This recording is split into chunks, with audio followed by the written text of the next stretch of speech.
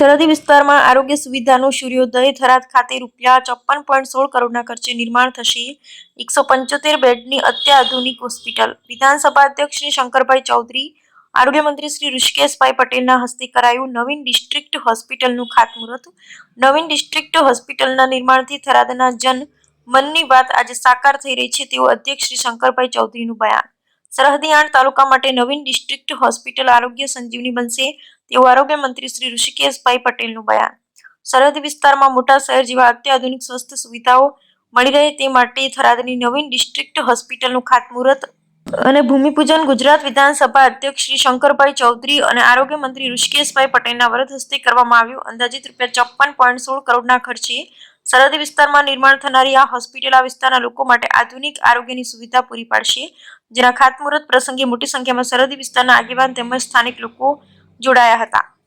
ખાતમુહૂર્ત પ્રસંગે સંબોધન કરતા અધ્યક્ષ શ્રી શંકરભાઈ ચૌધરીએ જણાવ્યું હતું કે થરાદના જનમનની વાત હોસ્પિટલના ખાતમુહૂર્ત સાથે સાકાર થઈ છે. મુખ્યમંત્રી શ્રી ભૂપેન્દ્રભાઈ પટેલ અને આરોગ્ય મંત્રી શ્રી ઋષિકેશભાઈ પટેલે ઉદારતાપૂર્વક હોસ્પિટલના રૂમમાં મોટી ભેટ આપી છે. આ હોસ્પિટલનો સંપૂર્ણ જશ થરાદની જનતાને જાય છે, જેમણે મારા પર મૂકેલા વિશ્વાસ અને ભરોસા થકી આ શક્ય બન્યું છે.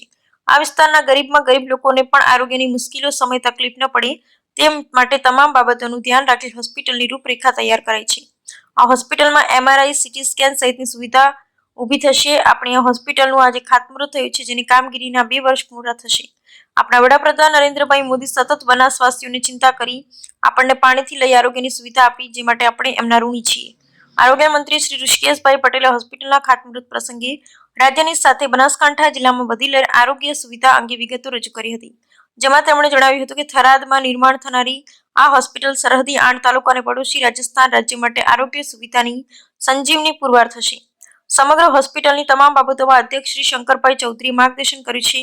આજે ગુજરાત સરકાર વડાપ્રધાન શ્રી નરેન્દ્રભાઈ મોદીની પ્રેરણા અને મુખ્યમંત્રી ભૂપેન્દ્રભાઈ પટેલના માર્ગદર્શનથી ગામડાઓ સુધી આરોગ્યની સુવિધાઓ પહોંચાડી રહી છે. ગુજરાતમાં આયુષ્યમાન કાર્ડ થકી 10 લાખ સુધીની આરોગ્ય સુવિધા નાગરિકોને મળી રહી છે. રાજ્યમાં 2.40 કરોડ PMJY કાર્ડ નાગરિકોને આરોગ્ય સુરક્ષા કવચ પૂરું પાડી રહ્યા છે. બનાસના લોકો સ્વમાનભેર જીવન જીવે માટે વડાપ્રધાન નરેન્દ્રભાઈ મોદી આ વિસ્તારના વિકાસના અનેક કામ કર્યા છે, જેના થકી આજે વિસ્તારના પ્રગતિના નવા સોપાન સર કરી રહ્યા છે.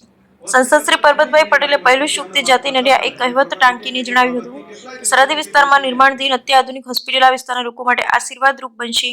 વડાપ્રધાન શ્રી નરેન્દ્રભાઈ મોદી અને ભૂપેન્દ્રભાઈ પટેલના નેતૃત્વમાં રાજ્યમાં ગામડાઓ સુધી આરોગ્ય સુવિધાઓ પહોંચી છે, જેથી ગામડાઓમાં પણ મુશ્કેલીના સમયમાં આરોગ્યની સેવાઓ મળી રહી છે. આ પ્રસંગે ધારાસભ્ય શ્રી પ્રવીણભાઈ માળી, માવજીભાઈ દેસાઈ, શ્રી રવિંગજી ઠાકોર, જિલ્લા કલેક્ટર શ્રી વરુણકુમાર બરનવાર, પોલીસ અધિક્ષક શ્રી અક્ષયરાજ મકવાણા, પૂર્વ સાંસદ શ્રી દિનેશભાઈ અનાવડિયા, પૂર્વ ધારાસભ્ય શ્રી શશિકાંત પંડ્યા, શ્રી ગોવાભાઈ દેસાઈ, માવજીભાઈ પટેલ, સંગઠન મહામંત્રી કનુભાઈ વ્યાસ, બનાસ બેંકના ચેરમેન શ્રી સવસીભાઈ ચૌધરી, નાયબ નિયામક શ્રી તૃપ્તિબેન દેસાઈ સહિતના આગેવાનો ઉપસ્થિત રહ્યા હતા. Bureau report Ramjibhai Raigor, crime patrolling news bureau chief, Banaskantha.